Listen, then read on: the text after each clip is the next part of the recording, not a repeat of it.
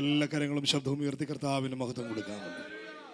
ഉപവാസ പ്രാർത്ഥനയുടെ 2ാം രാത്രിയിലും ദൈവസാന്നിധ്യം നിറഞ്ഞു നിൽക്കുന്ന നല്ല നിമിഷങ്ങൾക്കായി ഞാൻ ദൈവത്തെ സ്തുതിക്കുന്നു, സ്തോത്രം ചെയ്യുന്നു. വേദിയിലായിരിക്കുന്ന ശ്രേഷ്ഠന്മാരായ അഭിഷിക്തദാസന്മാർ, ദൈവസഭ എല്ലാവർക്കും ഈ 2ാം രാത്രിയിൽ എൻ്റെ സ്നേഹവും വന്ദനവും അറിയിക്കുന്നു. ആമേൻ. ഈ പ്രാർത്ഥനകളൊന്നും വൃഥാവല്ല. നാം ദൈവസന്നിധിയിൽ കഴിക്കുന്ന അഭയയാതനകൾ, പ്രാർത്ഥനകൾ, അവയ്ക്കൊക്കെയും ദൈവം അതാത് സമയങ്ങളിൽ തൻ്റെ നീതിയെ തെളിവാക്കുക തന്നെ ചെയ്യും. ഹല്ലേലൂയ. സന്തോഷമുള്ള എത്ര പേരുണ്ട് ഇന്ന് രാത്രിയിലും? സമയങ്ങൾ വളരെ വിലപ്പെട്ടതാണ്. വളരെ കൃത്യതയോടെ ഇന്ന് രാത്രിയിലും നമ്മൾ കഴിഞ്ഞ രാത്രിയിൽ ചിന്തിച്ചു തുടങ്ങിയ ദൈവവചനത്തിൻ്റെ തുടർ ചിന്തയിലേക്ക് കടന്നു വരുവാൻ കർത്താവിൽ ശരണപ്പെടുകയാണ്. സ്തോത്രം. എഫെസ്യർ ലേഖനം 5-ാം അധ്യായം 18-ാമത്തെ വാക്യത്തിൽ നിന്നുകൊണ്ടാണ് സന്ദേശം നമ്മൾ ആരംഭിച്ചത്. ആത്മനിറവ് എന്ന വളരെ ഗൗരവമേറിയ തിരുവെഴുത്തിലെ ഏറ്റവും പ്രധാനപ്പെട്ട ഒരു സന്ദേശ ഭാഗമാണ് നമ്മൾ ധ്യാനിച്ചു തുടങ്ങുന്നത്. കഴിഞ്ഞ രാത്രിയിൽ പറഞ്ഞ വാക്കുകൾ, നമ്മൾ സംസാരിച്ചു വെച്ച പ്രധാനപ്പെട്ട യാതൊന്നും ഇന്ന് രാത്രിയിൽ ആവർത്തിക്കാതെ തുടർ ചിന്തയിലേക്ക് കടന്നു പോകുവാൻ കർത്താവിൽ ശരണപ്പെടുന്നു. ഒരിക്കൽ കൂടെ ആ വാക്യങ്ങൾ വായിച്ചു കേൾപ്പിക്കാം. 18-ാമത്തെ വാക്യം മാത്രം മതി.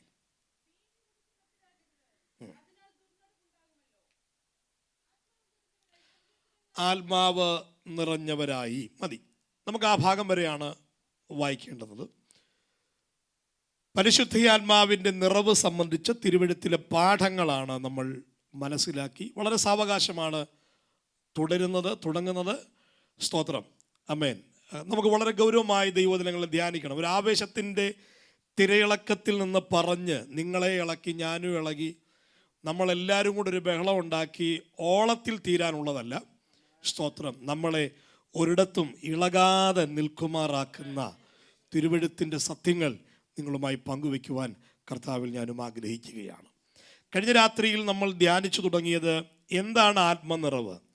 ഒരു ഭക്തൻ്റെ ക്രിസ്തീയ ജീവിതത്തിലെ ഏറ്റവും അതിശ്രേഷ്ഠമായ ഒരനുഭവമാണ് ആത്മനിറവ് എന്ന് പറയുന്നത്. ആത്മസ്നാനം ഒരിക്കലും, ആത്മനിറവ് നിരന്തരവുമാണ്. എന്താണ് ആത്മനിറവ്? ആത്മനിറവ് നമ്മൾ തുടങ്ങിയ 1ാമത്തെ ചിന്ത ഇതായിരുന്നു. ആത്മനിറവ് കൽപ്പനയാണ്, അപേക്ഷയല്ല, കൽപ്പനയാണ്, ആജ്ഞാപനമാണ്. സ്തോത്രം. താഴെയുള്ളവൻ മുകളിലുള്ളവനോട് കഴിക്കുന്നതാണ് അപേക്ഷ, എന്നാൽ മുകളിലുള്ളവൻ താഴെയുള്ളവനോട് നൽകുന്നതാണ് കൽപ്പന.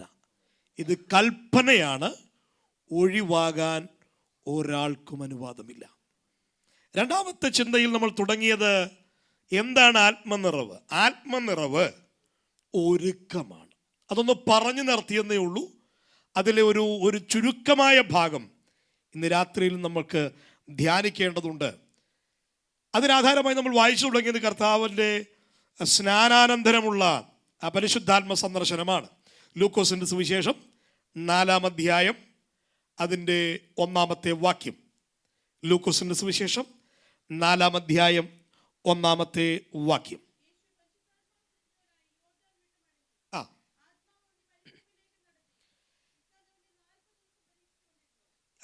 യേശു കർത്താവിൻ്റെ സ്നാനാനന്തരം യേശു കർത്താവ് പരിശുദ്ധാത്മാ നിറവിൽ നിന്നുകൊണ്ട് യോർദാൻ വിട്ടു മടങ്ങുന്നു. പരിശുദ്ധാത്മാവിനാൽ അവൻ നയിക്കപ്പെടുന്നു.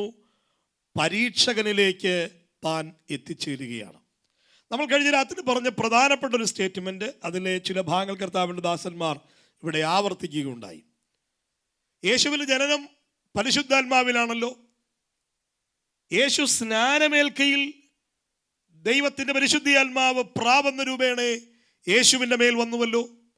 ആ യേശുവിന് തൻ്റെ പ്രവർത്തനങ്ങൾ ആരംഭിക്കുമ്പോൾ തനിക്ക് ആത്മനിറവ് അനിവാര്യമായിരുന്നു. ആമേൻ.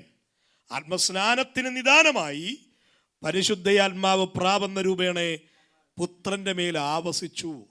എന്നാൽ അവിടെ വന്നിട്ടുണ്ട് പ്രാവെന്ന പോലെ, ഇന്നുവരെ ആരുടെ മേൽ വന്നിട്ടില്ലാത്തതുപോലെ എൻ്റെ മേൽ ആവസിച്ചു. അത് മതിയെന്നല്ല, ഒരു മനുഷ്യൻ എന്ന നിലയിൽ, ഒരു ഭക്തൻ എന്ന നിലയിൽ ഞാനും നിങ്ങളും എങ്ങനെ ജീവിക്കണമെന്നുള്ള കൃത്യമായ മാർഗരേഖ തൻ്റെ ജീവിതം കൊണ്ട് കാട്ടിത്തന്നവനാണ് നമ്മുടെ വീണ്ടെടുപ്പുകാരനായ ക്രിസ്തു. ദൂരതിരുന്ന് നിയമങ്ങൾ തന്ന്, വ്യവസ്ഥകൾ തന്ന്, ആജ്ഞകൾ തന്ന് അവിടെ ഇരിക്കുകയല്ലായിരുന്നു.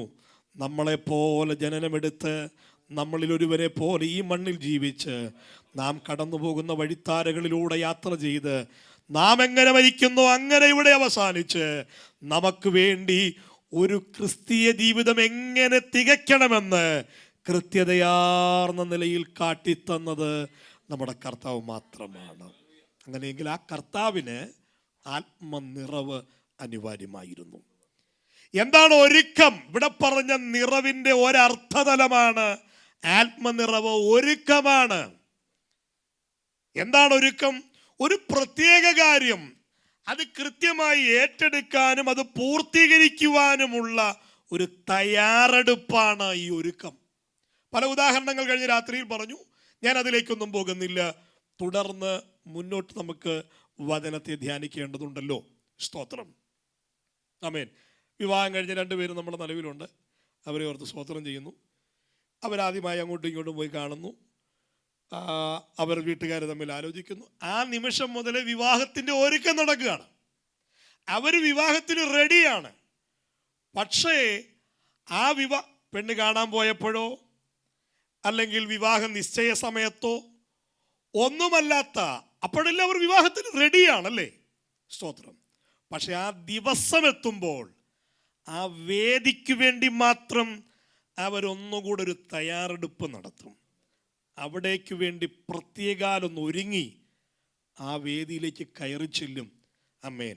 ആ സമയത്തിന് വേണ്ടിയുള്ള ഒരു തയ്യാറെടുപ്പുണ്ട്. അത് നമ്മൾ സ്വയമായി ചെയ്യുമ്പോൾ, ഞാൻ പറഞ്ഞ ഈ ഒരുക്കം നമ്മുടെ മുമ്പിൽ വരുന്ന ജീവിതത്തിൻ്റെ പല അനുഭവങ്ങൾ ക്രമമായി ഞാൻ മുന്നോട്ട് പറയാൻ ആഗ്രഹിക്കുന്നു.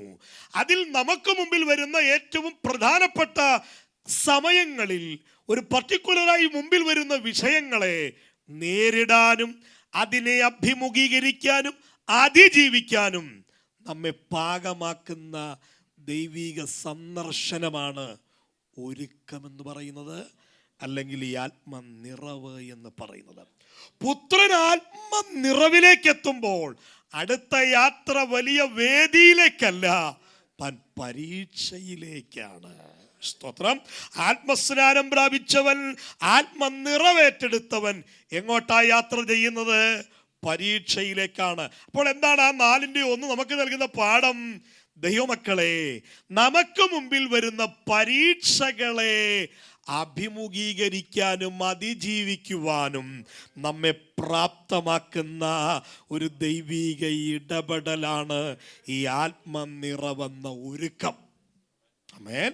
ഒന്നുകൂടെ പറയാം ദൈവമക്കളെ, ആത്മനിറവില്ലാത്ത ഒരുവന്, ആത്മനിറവെന്ന ഒരുക്കമില്ലാത്ത ഒരുവന് പരീക്ഷകളെ തരണം ചെയ്യാൻ കഴിയില്ല.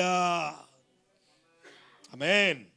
ഇവിടെ പറയുന്ന പരീക്ഷ, ഇവിടെ പറയുന്ന പരീക്ഷ പോരാട്ടമോ ബന്ധനമോ വസ്തുവിനെതിരെ വീടിനെതിരെയുള്ള കെട്ടൊന്നും അല്ല. ഇവിടെ പറയുന്നത് യേശുവിൻ്റെ വിശപ്പറിഞ്ഞുകൊണ്ട് സാത്താൻ തന്നിലേക്ക് അടുത്തു വരികയാണ് തന്നെ പരീക്ഷിക്കേണ്ടതിന്. സ്തോത്രം. നിങ്ങൾ പരീക്ഷിക്കപ്പെടാറുണ്ടോ? നിങ്ങൾക്ക് പോരാട്ടം നേരിടാറുണ്ടോ? നമ്മളല്ല ഈ പോരാട്ടം എന്നൊക്കെ പറയുന്നത് നമ്മുടെ ഭൗതിക ജീവിതവുമായി ബന്ധപ്പെടുത്തിയുള്ള തടസ്സങ്ങളെയും മുടക്കങ്ങളെയും കാലതാമസങ്ങളെയും ഒക്കെയാണ് ഈ പോരാട്ടത്തിൻ്റെ ലിസ്റ്റിൽ പെടുത്തിയിരിക്കുന്നത്.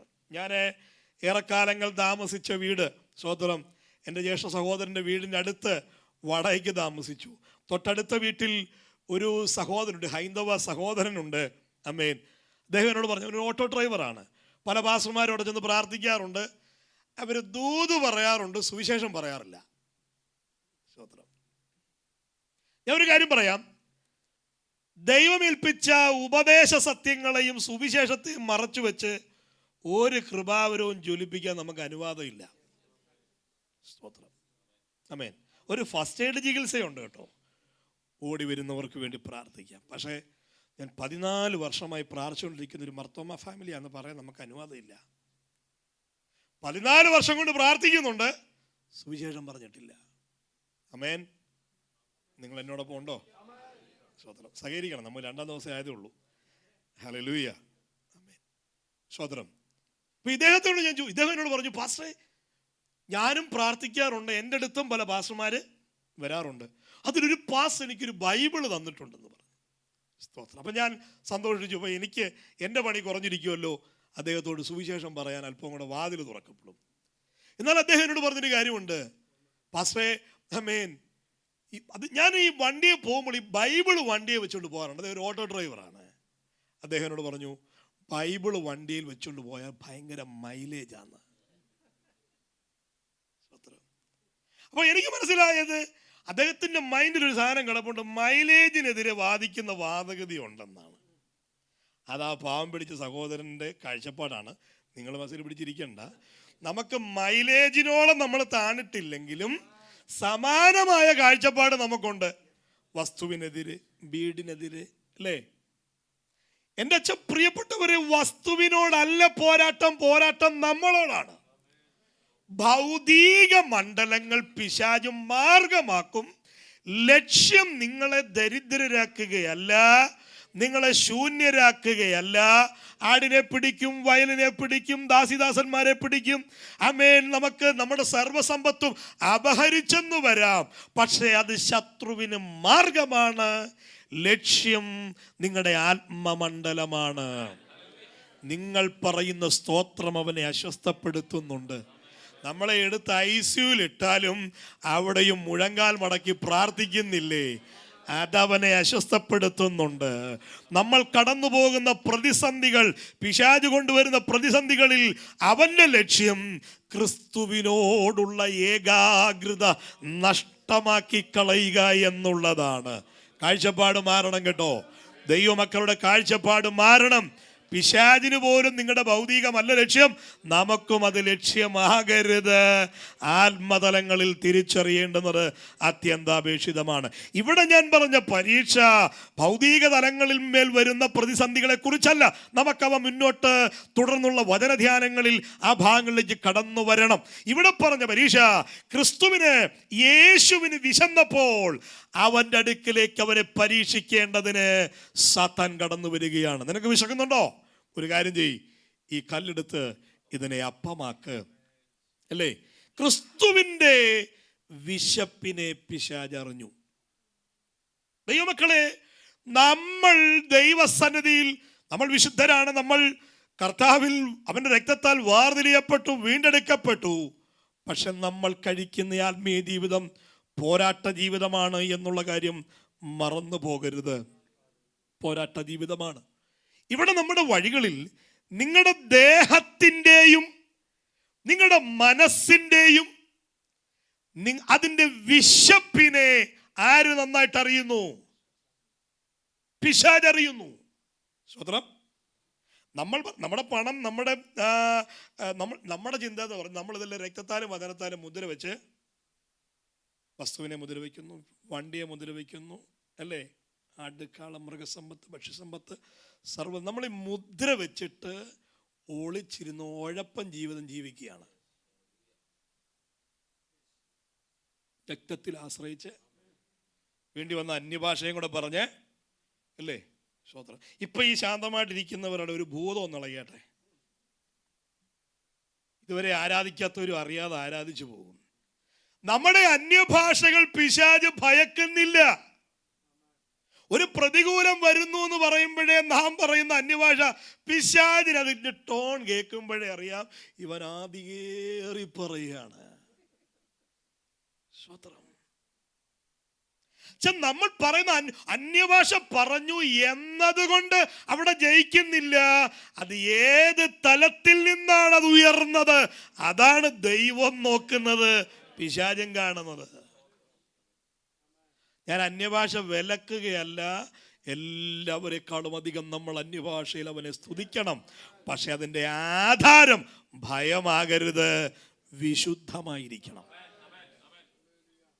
ആമേൻ പറഞ്ഞാട്ടെ. ആമേൻ. നമ്മുടെ സഭായോഗങ്ങളൊന്നും പിശാച് പേടിക്കുന്നില്ല. നമ്മളകത്തിരിക്കുന്നു, അവൻ വെളിയിരിക്കുന്നു. പിശാചിനറിയാം ഇവൻ രാത്രി കൃത്യം 9:15 താഴെ വരും. ആണോ? പിന്നെ നമ്മൾ ഇവിടോട്ട് പ്രത്യേകിച്ച് തിരുമേശങ്ങളുണ്ടെന്ന് അന്നത്തെ ദിവസം തിരുമേശങ്ങളുണ്ടെങ്കിൽ നമുക്കിവിടെ ഇതിനകത്തോട്ട് കയറുമ്പോൾ ഒരു ചെറിയൊരു തളർച്ച ഉണ്ടാകാറുണ്ടല്ലേ. ഒരു ശബ്ദം ഒരു പരിധി കൂടുതൽ വെളിയിലോട്ട് വരുന്നില്ല. ഇതൊക്കെ ആത്മീയതയായിട്ടാണ് നമ്മൾ കാണുന്നത്, അല്ലല്ല. തിരുമേശങ്ങളുണ്ടെങ്കിൽ അന്ന് അല്പവും കൂടെ ശബ്ദം താഴും. പക്ഷെ യോഗം കഴിഞ്ഞ് താഴെ ഗ്രൗണ്ടിലോട്ട് വരുമ്പോൾ നമ്മുടെ തനി രൂപം അല്ലേ. സ്തോത്രം. പിശാച് നമ്മുടെ കൂട്ടായ്മകൾ ഭയക്കണം. കൂട്ടായ്മകളെക്കാൾ അവൻ നമ്മുടെ ജീവിതം ഭയക്കണം. നിങ്ങളുടെ ശരീരത്തിന്റെ ദാഹം, അതിന്റെ വിശപ്പ്, നിങ്ങളുടെ മനസ്സിന്റെ ദാഹം അതെന്തിനോടാണ്? അതിന്റെ വിശപ്പ് അതെന്തിനോടാണ്? അത് സാത്താൻ നന്നായി തിരിച്ചറിയുന്നു. അത് പ്രലോഭനങ്ങളായി അവയിൽ നമ്മളെ വീഴ്ത്തിക്കളയാൻ പിശാച് നമ്മുടെ മുമ്പിൽ കൊണ്ടുവരുന്നു. അത് നമ്മുടെ മുമ്പിൽ വരുമ്പോൾ, പരീക്ഷകൻ അടുത്തു വരുമ്പോൾ, പരിശുദ്ധാത്മാവോട് പവിത്ര ബന്ധം നിലനിർത്തുന്നവനെ അവന്റെ പരീക്ഷയിൽ അകപ്പെടാതെ വണ്ണം അവയെ ഗ്രഹിക്കേണ്ടതിനും അവയ്ക്കെതിരെ നടപടികളെടുത്ത് വിശുദ്ധിയോടെ ഭക്തിയോടെ അതിനെതിരെ പോരാട്ടം കഴിച്ച് അതിനെ അതിജീവിക്കാൻ നമ്മുടെ നാടിനരമ്പുകളിൽ, നമ്മുടെ മനോഭാവങ്ങളിൽ, നമ്മുടെ അകത്തെ മനുഷ്യനിൽ കരുത്തു പകരുന്ന ദൈവിക പദ്ധതിയാണ് ഈ ആത്മനിറവെന്ന ഒരുക്കം. ഹല്ലേലൂയ. നിങ്ങൾ ആത്മാവിൽ യുദ്ധം ചെയ്യാറുണ്ടോ? നിങ്ങൾ ആത്മാവിൽ പോരാടാറുണ്ടോ? നമ്മൾ പോരാടാറില്ല, നമ്മൾ അഡ്ജസ്റ്റ് ചെയ്യാറുണ്ട്. നമ്മുടെ പോരാട്ടത്തെ കുറിച്ച് ആമേൻ എബ്രായ ലേഖനം 12-ാം അധ്യായത്തിൽ പറയുന്നുണ്ട്. ആമേൻ എബ്രായ ലേഖനം 12-ാം അധ്യായം 4-ാമത്തെ വാക്യത്തിൽ, പാപത്തോട് പോരാടുന്നതിൽ നിങ്ങൾ ഇന്നുവരെ പ്രാണത്യാഗത്തോളം എതിർത്ത് നിന്നിട്ടില്ല. ആരോപണമാണല്ലേ, ആരോപണമാണ്, കർശനമായ ആരോപണമാണ്. അന്യഭാഷയുണ്ട്, പാട്ടുണ്ട്, പ്രാർത്ഥനയുണ്ട്, കൂടിവരവുണ്ട്, സ്വത്രകാഴ്ചയുണ്ട്, ദശാംശമുണ്ട്. പക്ഷേ പാപത്തോട് പോരാടുന്നതിൽ നിങ്ങൾ ഇന്നുവരെ പ്രാണത്യാഗത്തോളം എതിർത്ത് നിന്നിട്ടില്ല. എന്താ ആ വാക്യത്തിന്റെ ലളിതമായ അർത്ഥം? പാപത്തെ കീഴ്പ്പെടുത്തുന്നതിൽ ഇന്ന് വരെ നിങ്ങൾ റിസ്ക് എടുത്തിട്ടില്ല. നമ്മൾ റിസ്ക് എടുത്തിട്ടില്ല, തോറ്റുപോവുകയാണ്. പക്ഷെ നമ്മൾ അഡ്ജസ്റ്റ് ചെയ്യാറുണ്ട് അല്ലേ. സ്തോത്രം പറഞ്ഞു. നാവിൻ്റെ അറ്റത്ത് വരുമ്പം സ്തോത്രം അല്ലേ. ഇന്ന് ഉപവാസമായതുകൊണ്ട് ഞാൻ വെറുതെ വിടുന്നു. ഹല്ലേലൂയ. നമ്മളെപ്പോഴും നമ്മുടെ വിശുദ്ധ ജീവിതം ഡിപ്പെൻഡ് ചെയ്യുകയാണ്, പലതിനെയും ആശ്രയിച്ചുകൊണ്ടാണ്. പാസ് ഉള്ളതുകൊണ്ടാണ് ഞാൻ മിണ്ടാതിരുന്നേ അല്ലേ. ഞാൻ പദവി ഉള്ളത് കൊണ്ടാണ് ഞാൻ അനങ്ങാതിരിക്കുന്നത്. എൻ്റെ തനി സ്വഭാവം നിങ്ങൾക്ക്, നമ്മുടെ വിശുദ്ധ ജീവിതത്തിൽ ബോഡി ആക്റ്റീവാണ് കേട്ടോ. ബോഡി ആക്റ്റീവാണ്. ഹലോ, ക്ലീൻ ഷേവ്, വസ്ത്രം, അഭിഷേകം ഇല്ലെങ്കിലും നമ്മൾ എന്ത് ചെയ്യും? ആക്റ്റ് ചെയ്യും. നമ്മൾ ആ ശരീരം, വിരലുകൾ, മുടി, നഖം, നമ്മുടെ കണ്ണ്, വേണ്ടി വന്ന അടുത്തിരിക്കുന്നവരെ കരയിപ്പിച്ച് പ്രാർത്ഥിക്കാൻ നമുക്കറിയാം. പക്ഷെ നമ്മുടെ അകത്ത് ആമേൻ പലപ്പോഴും ആ വീര്യം നഷ്ടപ്പെടുകയും പാപത്തിന്റെ വലിയൊരു കൂടാരമായി നമ്മുടെ ഹൃദയം നിറയാറുണ്ട്. ഞാനതിനെ ഇന്ന് തൊട്ട് തലോടി വിടുകയാണ് ആ ഭാഗം. കാരണം വിശാലമായ നിലയിൽ മുന്നോട്ട് പറയേണ്ടതുള്ളത് കൊണ്ട് ഒരു ചെറിയ സാമ്പിൾ ആ ഭാഗം തരികയാണ്. നിങ്ങളെല്ലാവരും ഞാൻ നോക്കി വയ്ക്കുന്ന എല്ലാവരും വരണം കേട്ടോ, എല്ലാ ദിവസവും. സ്തോത്രം. ദൈവമക്കൾ, നമ്മൾ പുറമേ നമ്മുടെ ശരീരം നമ്മൾ വിലക്കുകയാണ്. നമ്മുടെ കുഞ്ഞുങ്ങളൊക്കെ അനുഭവിക്കുന്ന ഏറ്റവും വലിയൊരു മേഖലയാണ്, പ്രത്യേകിച്ച് ക്രൈസ്തവ തലമുറകൾ. നമ്മുടെ തലമുറകൾ ജാതികളായ മറ്റുള്ളവരെ പോലെയല്ല. നമ്മുടെ കുഞ്ഞുങ്ങൾ അനുഭവിക്കുന്ന ഏറ്റവും വലിയൊരു മേഖലയാണ് പ്രലോഭനം. നമ്മളതിൻ്റെ അപ്പുറമാണ്. ഞാൻ കുഞ്ഞുങ്ങളിലേക്ക് മാത്രം ഒന്ന് ആരോപിക്കുകയാണ്. വിലക്കുകളേറെയും നമുക്കുണ്ട് അല്ലേ. ഉപദേശങ്ങൾ, താക്കീതുകൾ, നിയമങ്ങൾ, കർശനമായ വ്യവസ്ഥകൾ നമുക്കിരിക്കെ ആമേൻ, പ്രലോഭനം, അതിനെ ഓവർകം ചെയ്യാനുള്ള ടെംപ്ടേഷൻസ്, അതിനെ മറികടക്കാനുള്ള സാധ്യതകൾ പിശാചിങ്ങനെ അകത്തിട്ട് അതൊരിക്കലും അണ പോലെ പൊട്ടി പുറത്തു വരും.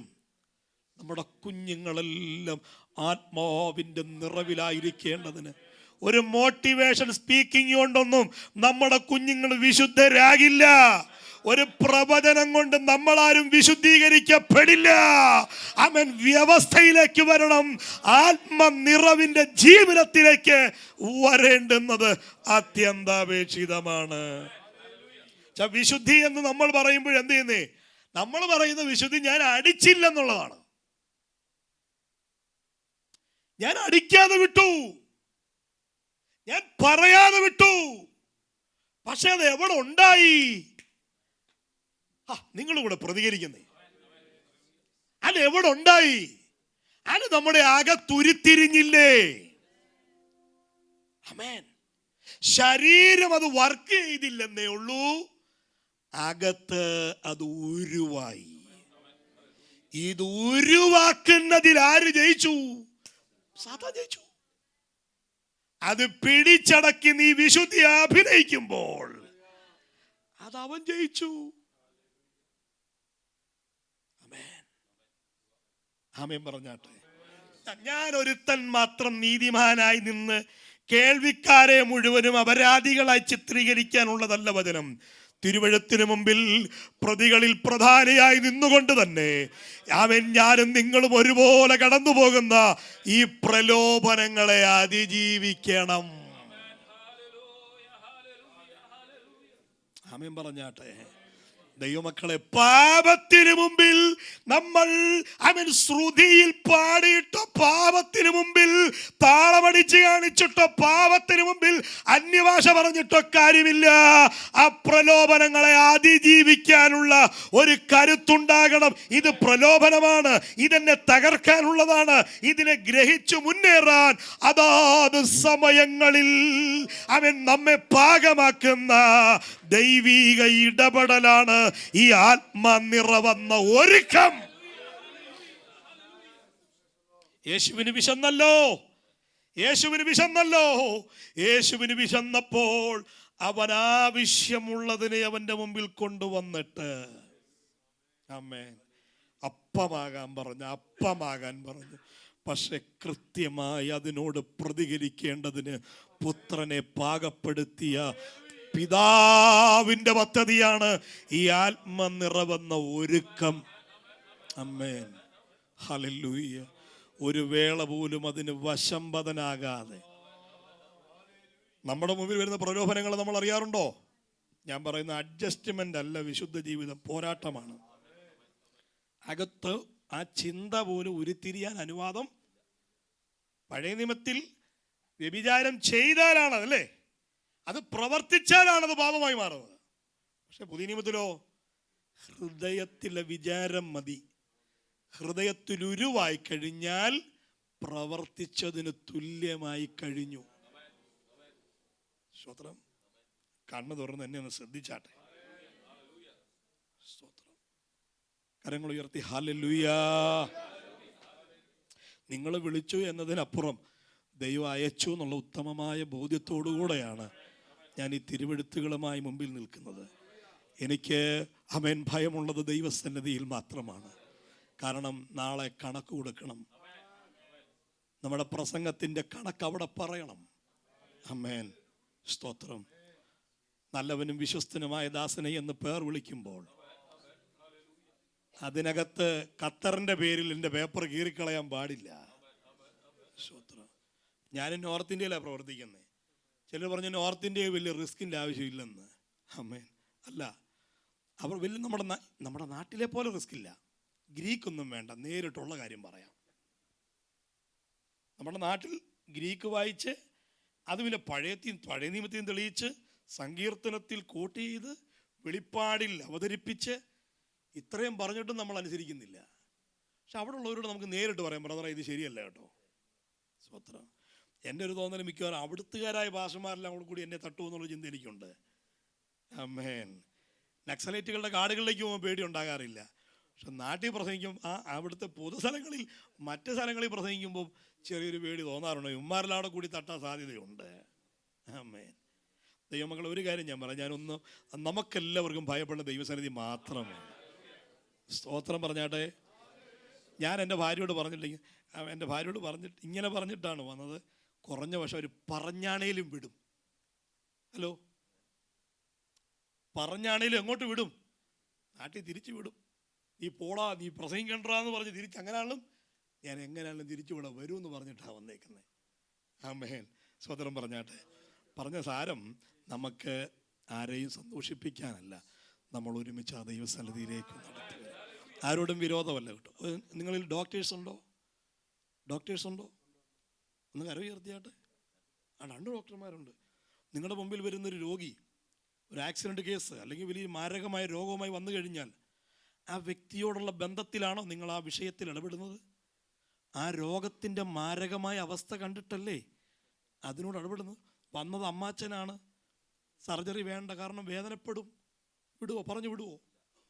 അവൻ്റെ ആയുസ്സിനെ കാണുമ്പോൾ അല്പനിമിഷം ബോധം കെടുത്തിയാണെങ്കിലും ആമേൻ ആ കത്തി കയ്യിലെടുത്ത് സ്വന്തം അപ്പം കിടന്നാലും സ്വന്തം മക്കൾ കിടന്നാലും ആമേൻ മുറിക്കേണ്ടതിനെ മുറിക്കണം, കഴുകേണ്ടതിനെ കഴുകണം. കാരണം മുഖം നോക്കിയല്ല, ജീവൻ നോക്കിയാണ് ശുശ്രൂഷിക്കുന്നത്. അതാണ് ഈ ലോകത്തിലെ ഡോക്ടറെങ്കിൽ അതിൻ്റെ മീതെ ഉത്തരവാദിത്തമാണ് ശുശ്രൂഷകന്മാർക്കുള്ളതെന്നുള്ള ഉത്തമമായ ബോധ്യമത്തോടുകൂടെ ഇന്ന് രാത്രി പറയാൻ ദൈവമക്കളെ, പാപത്തിൻ്റെ അഡ്ജസ്റ്റ്മെൻ്റ് എല്ലാം മാറ്റിവെക്കുക. പ്രലോഭനങ്ങളിൽ അകത്ത് വഴങ്ങിയിട്ട് പുറമെ അഭിനയിച്ചിട്ട് കാര്യമില്ല. ആമേൻ. അകത്ത് വഴങ്ങിയിട്ട്, ചിന്തകളിൽ വഴങ്ങിയിട്ട്, വികാരങ്ങളിൽ വഴങ്ങിയിട്ട്, രഹസ്യ ജീവിതത്തിൽ വഴങ്ങിയിട്ട് പരസ്യ ജീവിതത്തിൽ ആക്ട് ചെയ്തിട്ട് കാര്യമില്ല. നമുക്കകത്തേക്കൊന്ന് നോക്കാം. സ്തോത്രം. നമ്മുടെ സ്വന്തം റിസ്ക് കൊണ്ട് ഇതിനെ ജയിക്കാൻ പറ്റില്ല. അതാണ് ആ അഭിഷേകത്തോട് ബന്ധമുള്ളതിനെ നിങ്ങളതിനു മുമ്പിൽ അയ്യോ മുഴങ്കാൽ മടക്കി നിറയ്ക്കണമേ എന്നല്ല, നിങ്ങൾ പോലും അറിയാതെ വരുന്ന പ്രലോഭനങ്ങളുടെ നടുവിൽ ഇവിടെ എന്തുത്തരം പറയണം, ഇവിടെ എന്ത് നടപടി എടുക്കണം, ഇവിടെ എന്ത് തീരുമാനത്തോടെ നീ നിൽക്കണം, ഇവിടെ എന്ത് നീ ചെയ്യണമെന്ന് നമ്മെ അറിയിക്കുകയും നമ്മുടെ നാഡി നരമ്പുകളെ, നമ്മുടെ മനോഭാവങ്ങളെ ബലപ്പെടുത്തി പിശാച് കൊണ്ടുവരുന്ന പാപസ്വാധീനങ്ങളെ, പരീക്ഷകളെ, നമ്മുടെ ബലഹീനമായ ശരീരത്തിൻ്റെയും മനസ്സിൻ്റെയും വിശപ്പറിഞ്ഞ് ചൂഷണം ചെയ്യാൻ പിശാച് അടുത്തു വരുമ്പോൾ അതിനെ മറികടക്കാൻ എളിയവരായ നമ്മെ ബലപ്പെടുത്തുന്ന ദൈവിക പദ്ധതിയാണ് ഈ ആത്മനിറവെന്ന ഒരുക്കം. സ്തോത്രം പറഞ്ഞാട്ടെ. ഇതിൻ്റെ അകത്ത് നിന്നോണ്ടൊന്ന് അന്യഭാഷ പറയുമ്പോൾ ആ അന്യഭാഷയുടെ ശക്തി എത്രയോ ശ്രേഷ്ഠമാണ്. ഈ നിലയിൽ നിന്നോണ്ടൊന്ന് ആരാധിക്കുമ്പോൾ ആ ആരാധന എത്രയോ മഹത്വമുള്ളതാണ്. ആമേൻ. പണ്ടൊരു ശുശ്രൂഷ ഉണ്ടായിരുന്നു, അന്യഭാഷകൾ വ്യാഖ്യാനിക്കപ്പെടുമായിരുന്നു അല്ലേ? പണ്ട് ശുശ്രൂഷകൾ ഉണ്ടായിരുന്നു. എൻ്റെ പിതാവ് ഒരു ശുശ്രൂഷകനാണ്. ഞങ്ങളുടെ ബാല്യകാലം മുതലേ ഞങ്ങൾ കണ്ടിട്ടുള്ളൊരു ശുശ്രൂഷയാണ്. എൻ്റെ അമ്മയുടെ അപ്പൻ ശുശ്രൂഷകനാണ്. കൂട്ടായ്മകളിൽ കണ്ടിട്ടുള്ള കാര്യമാണ്. ഉപവാസ പ്രാർത്ഥനകളിൽ ജനങ്ങൾ ദർശനങ്ങൾ കാണും, അവർ വെളിപ്പാട് പറയും. ഒരാൾ അവിടെ അന്യഭാഷ പറയുമ്പോൾ അടുത്ത ആൾ നിയോഗം പ്രാപിക്കും, നീ അതിനെ വ്യാഖ്യാനിക്കാൻ ചാടി എഴുന്നേൽക്കും. ഇന്നല്ല സ്കെയിലിനനുസരിച്ച് സി മൈനറും ജി മേജറൊക്കെ പിടിച്ച് ശ്രുതിക്കനുസരിച്ച് അന്യഭാഷ പറഞ്ഞ് അവസാനിക്കുമ്പോൾ വ്യാഖ്യാന ശുശ്രൂഷകളൊക്കെ ഇന്ന് അന്യപ്പെട്ടിരിക്കുകയാണ്. തിരിച്ചു വരണം. നമുക്ക് ഒരുമിച്ച് പ്രാർത്ഥിക്കാം. ഒരുപാട് കൃപകൾ ദൈവം ഈ സഭയ്ക്ക് മടക്കി നൽകണം. ഒരു വലിയ ആത്മീയ അന്തരീക്ഷം പരിശുദ്ധാത്മാവ് ഈ ദിനങ്ങൾ നമ്മുടെ നടുവിൽ ചെയ്യുകയാണ്. എന്തുകൊണ്ട് അന്യഭാഷകൾ ഇന്ന് വ്യാഖ്യാനിക്കപ്പെടുന്നില്ല? പല അന്യഭാഷയ്ക്കകത്തും പരിശുദ്ധാത്മാവിന് കയ്യില്ല. പല അന്യഭാഷയ്ക്കകത്തും പരിശുദ്ധാത്മാവിന് കയ്യില്ല. സ്വതന്ത്രം. നമ്മുടെ നാട്ടിൽ അതായത് ഇവിടെ വന്ന് നമ്മൾ അറബി പറയുന്നവരൊക്കെ മിക്കതിനകത്ത് കാണുമല്ലോ അല്ലേ? സ്വതന്ത്രം. നമ്മുടെ നാട്ടിൽ ഞാൻ ഒരു ഹോട്ടലിൽ ചെന്നു, കഴിച്ചതിൻ്റെ ലിസ്റ്റ് പറഞ്ഞപ്പം ബംഗാളി മലയാളത്തിൽ മനക്കണക്ക് കൂട്ടുന്നവൻ 32, 44, 62 ചായ. അപ്പം ഞാൻ അവൻ ലാസ്റ്റ് പറഞ്ഞു 365 സാർ. ഞാൻ ചോദിച്ചു, നീ എങ്ങനെ മലയാളം പഠിച്ചു? ഞാൻ 10-20 വർഷമായി ഇവിടെ വന്നിട്ട്. സ്വത്രം. സ്കൂളിൽ പോയില്ല. അവൻ നിയമപ്രകാരം പഠിച്ചതല്ല, കൂടെ കിട്ടിയതാണ്. ഹലോ, എൻ്റെ കുഞ്ഞെന്നോട് വന്ന് പറഞ്ഞു, എൻ്റെ ഇളയ മോളെന്നോട് വന്ന് പറഞ്ഞു, പപ്പ നിങ്ങൾ മാത്രം പറഞ്ഞാൽ മതിയോ, ഞങ്ങളെയും കൂടെ ഒന്ന് പഠിപ്പിക്കാൻ ഈ അന്യഭാഷ. സ്വത്രം. ഞാൻ പറഞ്ഞു, മോളെ അത് പഠിപ്പിക്കാനുള്ളതല്ല, അത് പ്രാപിക്കാനുള്ളതാണ്. പലരും കൂടി, കാരണം ഇത്രയും പവറായുള്ള സ്പീക്കറിൻ്റെ അകത്തൂടെ നിങ്ങളുടെ കാതിനകത്തോട് കേട്ട് ഒരു ദിവസം താളം തെറ്റി നമ്മളും പറഞ്ഞു തുടങ്ങി. ജീവിതത്തിന് മാറ്റമില്ലാതെ അന്യഭാഷ മാത്രം വരുമ്പോൾ പലതിനകത്തും പരിശുദ്ധാത്മാവിന് കൈയില്ല സഹോദര. ശ്രോത്രം. ആത്മീയതയുടെ പ്രധാന മേഖല കൂട്ടായ്മയല്ല. നമ്മൾ വിശുദ്ധരായ നമ്മളെല്ലാവരും കൂടെ ഒന്നു ചേർന്ന് വരുന്ന ഇടമാണ് സഭ. ഇവിടെ വന്ന് റീചാർജ് ചെയ്ത് പോകാനുള്ള സ്ഥലമല്ല. നിറഞ്ഞവരെല്ലാം കൂടെ എത്തിപ്പെട്ട് ആനന്ദം പങ്കിടണം. അപ്പൊ ജീവിതം എവിടെ തെളിയിക്കേണ്ടേ? സഭയിലല്ല, വെളിയിലാണ്. ഇതിന്റെ ഭാഗങ്ങളൊക്കെ നമുക്ക് തുടർമാനമായി ധ്യാനിക്കേണ്ടതുണ്ട്. ഇന്ന് രാത്രി ഞാൻ ഇങ്ങനെ പറഞ്ഞ് അവസാനിപ്പിക്കാൻ ആഗ്രഹിക്കുന്നു. പാപത്തോട് പോരാടുന്നതിൽ നിങ്ങൾ പരാജയപ്പെടരുത്. നമുക്ക് ചിലപ്പോൾ അറിയില്ലായിരിക്കാം, പക്ഷെ ആ സമയത്ത് നമ്മളിൽ വ്യാപരിക്കുന്ന പരിശുദ്ധാത്മാവ് കൃത്യമായ വിവേകം തന്ന് നമ്മളെ നടത്തും, നമ്മളെ നയിക്കും. പരീക്ഷകളിൽ ഈ നിറവ് അനിവാര്യം.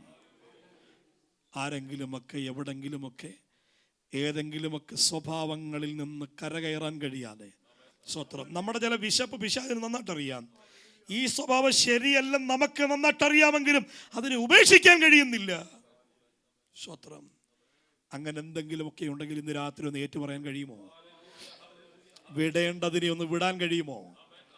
ഈ പാപത്തെ ജയിക്കാനുള്ളൊരു വലിയ നിറവ് ശബനാധരാധിയാരവ ഈ ഒരു നിമിഷം മാത്രമല്ല കേട്ടോ, നിങ്ങളുടെ വിശ്വാസ ജീവിതത്തിന്റെ അന്ത്യനാൾ വരെയും പ്രലോഭനങ്ങൾ വരുമ്പോൾ, പാപസ്വാധീനങ്ങൾ വരുമ്പോൾ അതിനെ അതിജീവിക്കാൻ നിങ്ങളെ അതാത് കാലങ്ങളിൽ പാകപ്പെടുത്തുന്ന ഒരു ദൈവിക നിറവ്, അതിലേക്കൊന്ന് കണക്ട് ആകേണ്ടതിന്, അതിലേക്കൊന്ന് ബന്ധപ്പെടേണ്ടതിന് ഇന്ന് രാത്രി നിങ്ങളുടെ ഹൃദയങ്ങളൊന്ന് നിറയട്ടെ. എല്ലാവരുടെയും വായികളൊന്ന് തുറക്കട്ടെ. പാപത്തോട് പോരാടുന്നതിൽ ഒന്ന് റിസ്ക് എടുക്കാൻ, പ്രാണത്യാഗത്തോളം ഒന്ന് പോരാടാൻ. ശരാധന രബാധന ഒരു നാഴിക പോലും പാപത്തിന്റെ കടന്നുകയറ്റങ്ങളിൽ വഴങ്ങിക്കൊടുക്കാതെ അതിനെതിരെ നിൽക്കുന്ന ഒരു കൃത്യതയുള്ള നിലപാടോടെ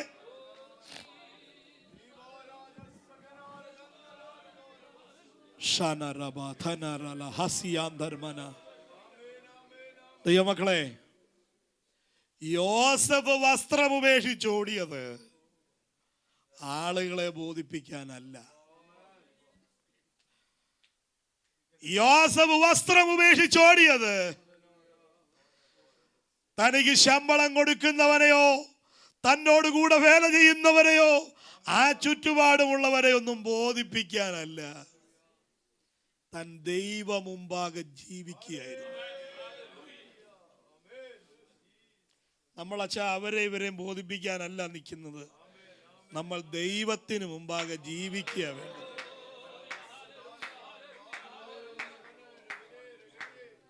ഹല്ലേലൂയ. ഒരു ദൈവദാസൻ പറഞ്ഞ വാക്ക് ഞാൻ കടമെടുക്കുകയാണ്. യോസഫിന്റെ ചിന്ത നീതിക്ക് വേണ്ടി നിന്നതുകൊണ്ട്, വിശുദ്ധിക്ക് വേണ്ടി നിന്നതുകൊണ്ട്, പാപത്തോട് വഴങ്ങാതിരുന്നത് കൊണ്ട് മനുഷ്യന്റെ കുണ്ടറെ കിടക്കേണ്ടി വന്നു. ആരും കാണില്ലല്ലോ. അല്പം ഒന്ന് വഴങ്ങിയായിരുന്നെങ്കിലോ, അല്പം ഒന്ന് വഴങ്ങിയായിരുന്നെങ്കിലോ, ഒന്ന് കണ്ണടച്ചായിരുന്നെങ്കിലോ സൗഭാഗ്യം കിട്ടിയേനെ, പ്രമോഷൻ കിട്ടിയേനെ, മനുഷ്യന്റെ കുണ്ടറെ കിടക്കേണ്ടി വരില്ലായിരുന്നു. പക്ഷെ ദൈവത്തിന്റെ കുണ്ടറിൽ നിന്ന് ആജീവനാന്തം അവൻ പുറത്തു വരില്ല. പാസ്റ്ററെ ബോധിപ്പിക്കാനുള്ളതല്ല കേട്ടോ വിശുദ്ധ ജീവിതം. ഭാര്യയെ ബോധിപ്പിക്കാനുള്ളതല്ല വിശുദ്ധ ജീവിതം. ദൈവമുമ്പാകെ ജീവിക്കുക, ദൈവമുമ്പാകെ ജീവിക്കുക. എല്ലാ കണ്ണുകളും ദൈവസന്നിധിയിൽ അടയട്ടെ, എല്ലാ കണ്ണുകളും ദൈവസന്നിധിയിൽ അടയട്ടെ.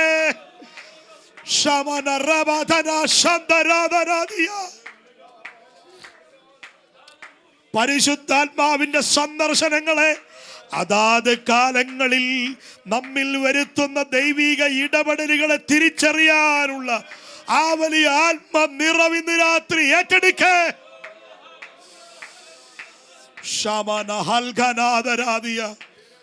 എന്തെങ്കിലുമൊക്കെ കുറവുകൾ വന്നു പോയിട്ടുണ്ടെങ്കിൽ ഒന്ന് ഏറ്റുപറഞ്ഞ് പ്രാർത്ഥിക്കേ.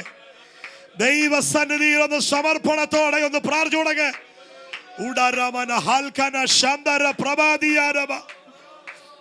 പരിശുദ്ധാത്മാവിനെ ദുഃഖിപ്പിക്കരുത്, പരിശുദ്ധാത്മാവിനെ ദുഃഖിപ്പിക്കരുത്. പാപത്തെക്കുറിച്ചും നീതിയെക്കുറിച്ചും ന്യായവിധിയെക്കുറിച്ചും അതാത് കാലങ്ങളിൽ ബോധം വരുത്തി എവിടെ എന്ത് എങ്ങനെ നടപടി എടുക്കണമെന്ന് നിങ്ങളെ ബോധ്യപ്പെടുത്തി നയിക്കുന്ന ആ പരിശുദ്ധാത്മാവിനോട് ഒന്ന് സഹകരിച്ചുകൊണ്ട്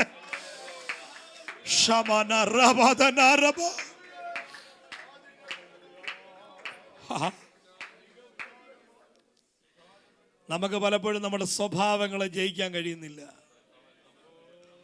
നമുക്ക് പലപ്പോഴും നമ്മുടെ ജഡത്തിന്റെ വിശപ്പുകളെ അതിനെ അതിജീവിക്കാൻ കഴിയുന്നില്ല. വശംവദരായി പോയിട്ടുണ്ടെങ്കിൽ ചിലപ്പോൾ മറ്റുള്ളവരെ പോലെ വലിയ സിനിമാ തിയേറ്ററിലൊന്നും പോയി കാണില്ലായിരിക്കുക, വലിയൊരു കുപ്പി മദ്യം കഴിച്ചില്ലായിരിക്കുക. പക്ഷേ അതിനേക്കാൾ കടുത്ത മനോഭാവങ്ങൾ പുറമെ അഭിനയിക്കുകയും അകമകന്നു പോയിട്ടുണ്ടെങ്കിൽ രാത്രി ഒന്ന് രൂപാന്തരപ്പെടേണ്ടത്. എല്ലാവർക്കും അതാത് സ്ഥാനങ്ങളിലൊന്ന് പ്രാർത്ഥനയോടെ എഴുന്നേറ്റ് നിൽക്കാമോ?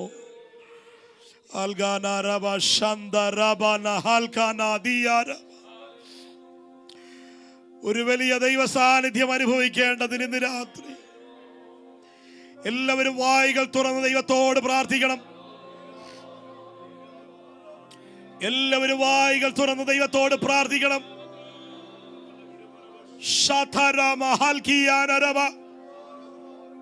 നമ്മൾ ഇന്ന് രാത്രി വലിയൊരു പാട്ടുപാടി ആരാധനയിലേക്ക് പോകുന്നില്ല. ഒരു നിമിഷം പ്രാർത്ഥനയ്ക്കായി ഒന്ന് വാർതിരിയുകയാണ്.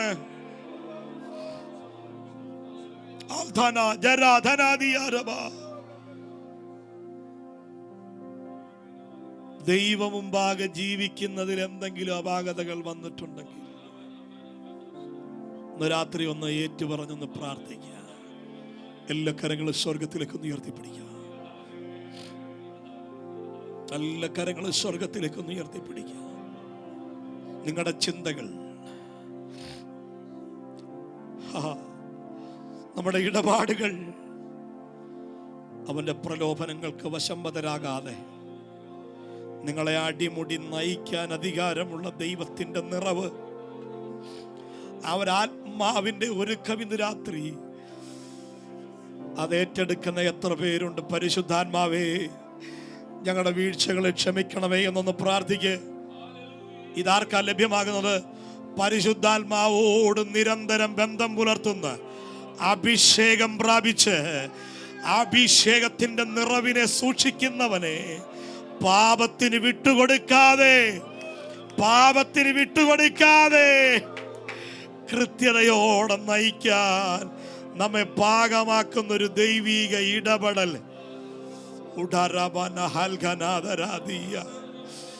ആവേശത്തിരയിളക്കങ്ങളല്ല ഇന്ന് രാത്രി വേണ്ടുന്നത്.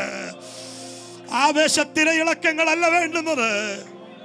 ഓ, മരുഭൂമിയാണ്, പിശാച് കൊണ്ടുവന്നല്ലേ, കഴിച്ചേക്കാം, അവൻ പറഞ്ഞ പോലെ ചെയ്തേക്കാം എന്ന് പറഞ്ഞ്, ആരും അറിയില്ലല്ലോ എന്ന് പറഞ്ഞ് വശംവദനാകുകയല്ല. ആരും അറിയാത്ത വഴിയിലും പാപത്തിന്റെ സ്വാധീനങ്ങളെ, പിശാചിന്റെ പ്രലോഭനങ്ങൾക്ക് വഴിവെച്ചു കൊടുക്കാതെ അവനെ ആട്ടിപ്പായിക്കുന്ന പ്രതികരണങ്ങൾക്ക് ക്രിസ്തുവിനെ പാകപ്പെടുത്തിയ നിറവ് ഇന്ന് രാത്രി നമ്മിലെ മേലും അത് വ്യാപരിക്കുകയാണ്. ഞങ്ങളെ ഒന്ന് നിറയ്ക്കണമേ എന്ന് പ്രാർത്ഥിക്കുന്ന എത്ര പേരുണ്ട്? ആത്മാവിന്റെ നിറവിന്റെ ഇടപാടുകളിൽ വീഴ്ച വന്നു പോയിട്ടുള്ളവർ ഇന്ന് രാത്രി ദൈവസന്നിധിയിൽ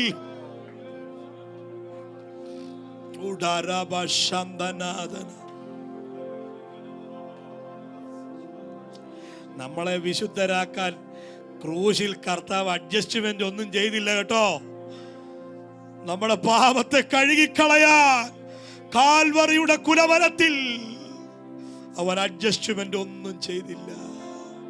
അവസാന തുള്ളി രക്തം വരെയും ഊറ്റി തന്ന് ആ ദേഹം മുഴുവന് പോലെ കീറിയിട്ടും ഇത്രയും കീറണ്ട, ഇത്രയും മുറിക്കണ്ട, ഇത്രയും അടിക്കണ്ട, എന്നെ ഇത്രയും ചെയ്യണ്ട എന്ന് പറഞ്ഞ് ഒഴിവായില്ല. നമ്മുടെ വിശുദ്ധീകരണത്തിന്, നമ്മുടെ പവിത്രതയ്ക്ക് തന്നെ താൻ അർപ്പിച്ചെങ്കിൽ അത് നിലനിർത്താൻ ഒരു അഡ്ജസ്റ്റ്മെന്റും വേണ്ട. പാപത്തോട് അഡ്ജസ്റ്റ്മെന്റ് വേണ്ട. വിട്ടുവീഴ്ചയില്ലാത്തൊരു നടപടി സ്വീകരിച്ചുകൊണ്ട് ഒരാത്മാവിന്റെ ഒരുക്കത്തിലേക്ക് എല്ലാവരും വായികൾ തുറന്ന് പ്രാർത്ഥിച്ചാട്ടെ. ഒരു പ്രവാചകനും തലയിൽ കൈവച്ചില്ലെങ്കിലും നമ്മളുടെ കുറവുകൾ എന്താണെന്ന് നല്ല ബോധ്യത്തോടെ, നമ്മളുടെ കുറവ് എന്താണെന്ന് നല്ല ബോധ്യത്തോടെ നമുക്കറിയാം. അതിനെ ഒന്ന് തുറന്നു പറഞ്ഞ് ഇന്ന് രാത്രി ഒന്ന് പ്രാർത്ഥിക്കുന്ന എത്ര പേരുണ്ട്?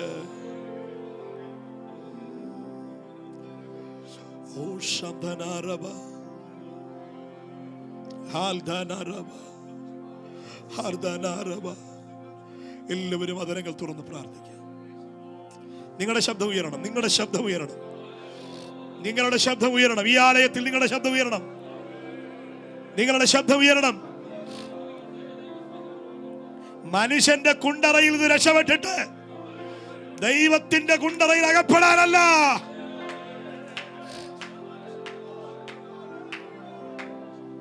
മനുഷ്യൻ അല്പകാലം നിന്നെ അടക്കി വെച്ചാലും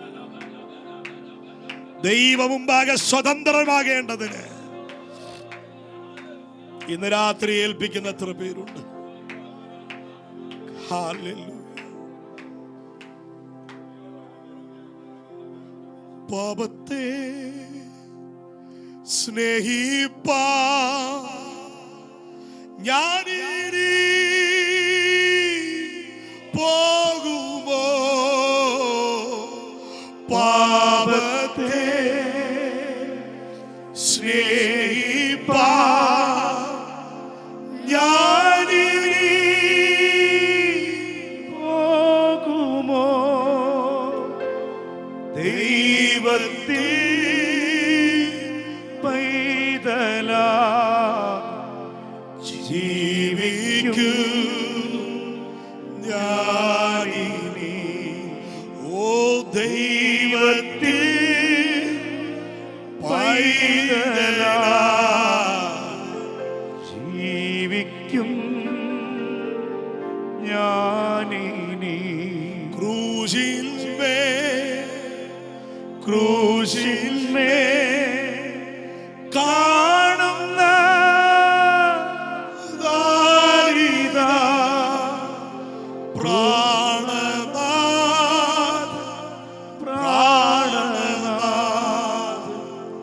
എൻ പേർക്കാകുന്നു.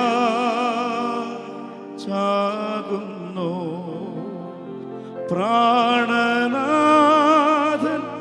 പ്രാണനാഥൻ എൻ പേർക്കാകുന്നു.